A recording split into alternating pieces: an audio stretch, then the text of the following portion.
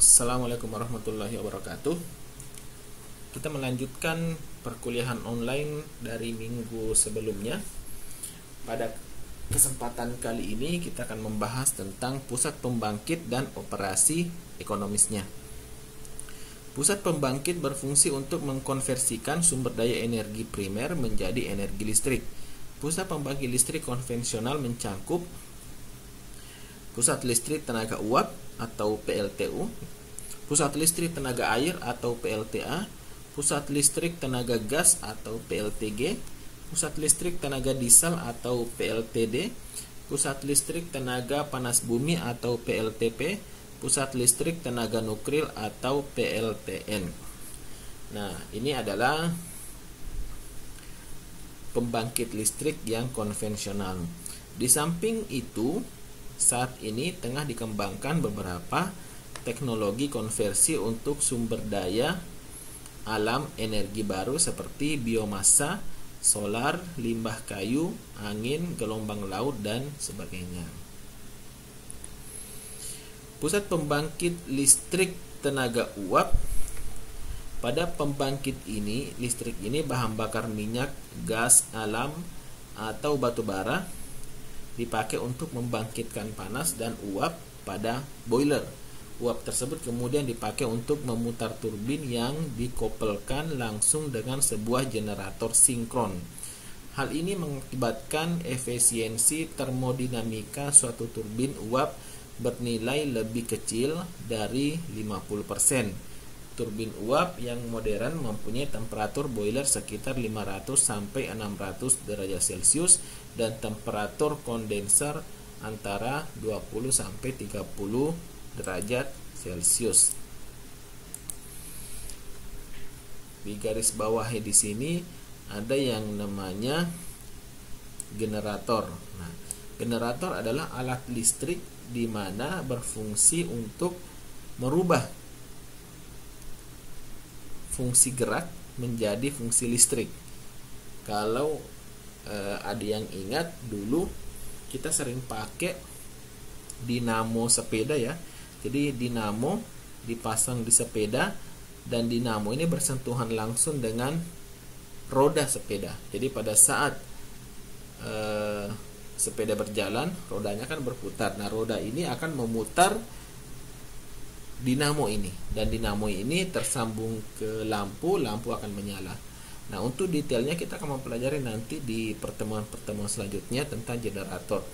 Yang perlu diperhatikan di sini adalah generator dari kata generate yang artinya menghasilkan. Apa yang dihasilkan? Yang dihasilkan adalah listrik. Hal ini mengakibatkan efisiensi termodinamika suatu turbin uap bernilai lebih dari kecil dari 50%. Artinya seperti ini. Karena generator diputar oleh tenaga uap dan uap dihasilkan dari air yang dimasak mendidih sehingga memunculkan uap. Nah, di sini yang dimaksud efisiensinya lebih kecil daripada 50%, artinya semua yang terbakar itu tidak semua dikonversi ke uap. Banyak yang hilang, 50% panas itu hilang entah kemana. Nah, sementara hanya 50% yang digunakan untuk menghasilkan uap.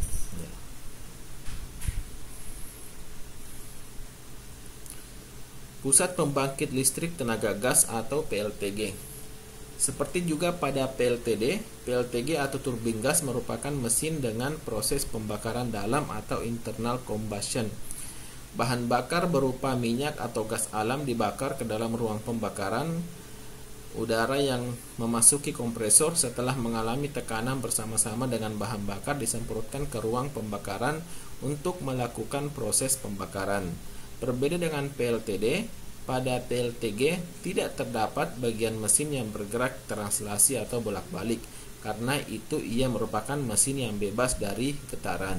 Meskipun temperatur turbin gas 1000 derajat Celcius jauh lebih tinggi daripada temperatur turbin uap 538 derajat Celcius, namun efisiensi konversi termalnya hanya mencapai 20 sampai 30%. Karena biaya modal yang rendah serta biaya bahan bakar yang tinggi, maka PLTG berfungsi memikul beban puncak. Jadi PLTG ini pembangkit listrik tenaga gas. Jadi gas digunakan untuk memasak air. Nah, air ini nanti akan memunculkan uap, dan uap inilah yang digunakan untuk mendorong generator supaya bisa berputar.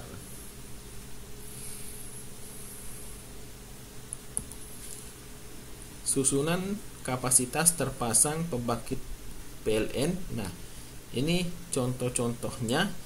PLTA itu biasanya kapasitas terpasangnya 1989,4 megawatt atau 25,6%. PLTD diesel itu biasanya 1346,6 megawatt atau 17,3%. PLTG 954,0 megawatt atau 12,1%. PLTP 140,0 megawatt atau 1,8%.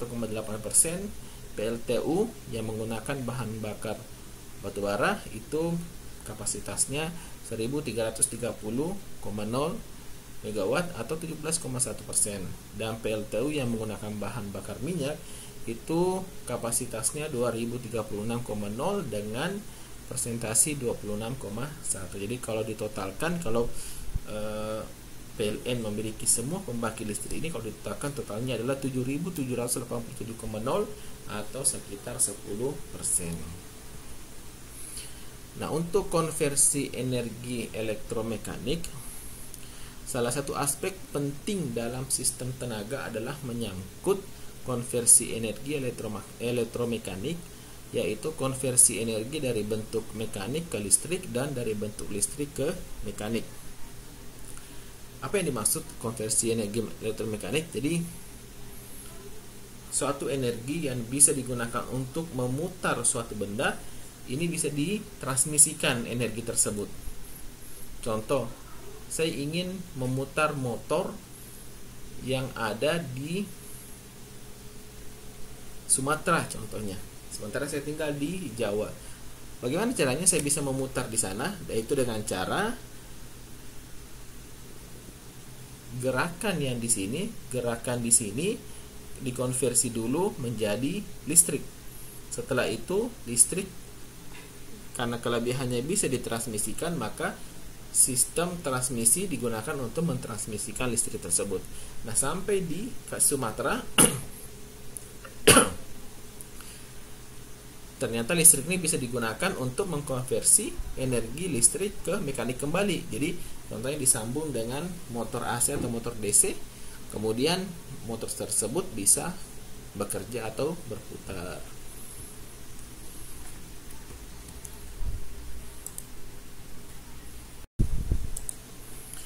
Karakteristik beban, proteksi, notasi, dan simbol.